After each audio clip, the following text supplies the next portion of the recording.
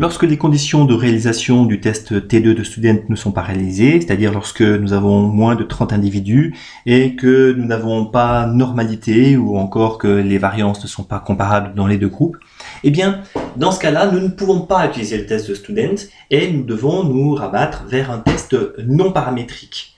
Et le test non paramétrique associé ici est le test de Mann-Whitney.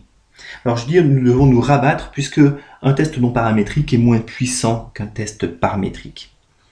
Alors comment faire pour lancer ce test non paramétrique? Déjà je vais revenir sur mon tableau de données et je vais vérifier que j'ai sélectionné uniquement les hommes.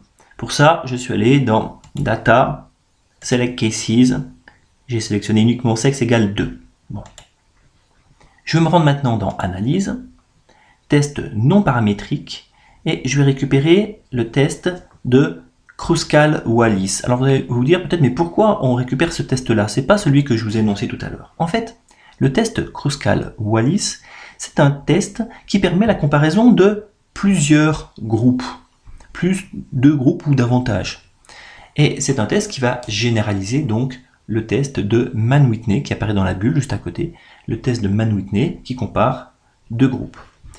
Donc je vais cliquer ici sur ce test-là, ça me permettra de lancer parallèlement Mann-Whitney.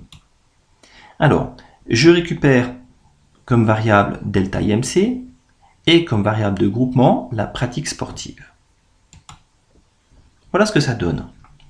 Un test non paramétrique permet de prendre en compte non pas les valeurs originelles, mais des rangs.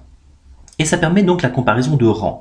Nous avons ici la somme des rangs dans le groupe n'ayant pas eu de pratique sportive, 428,5, et la somme des rangs dans le groupe ayant eu une pratique sportive. Donc en faisant le quotient, ça va nous donner une idée du rang moyen. Donc rang moyen dans le premier groupe et dans le second. Bon.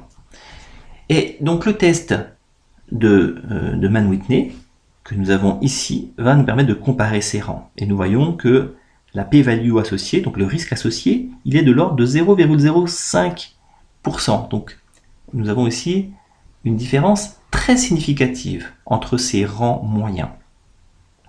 Donc nous venons de prouver grâce à un test non paramétrique, le test de Mann-Whitney qui est un cas particulier du test de Kruskal-Wallis, nous venons de prouver que nous avons une différence significative entre les deux groupes concernant delta IMC. Ça confirme le résultat que nous avions obtenu précédemment avec un test paramétrique. Alors, hop, il ne faut pas que j'aille trop loin, que je le retrouve. Il était ici. Voilà. Donc ça confirme ce résultat.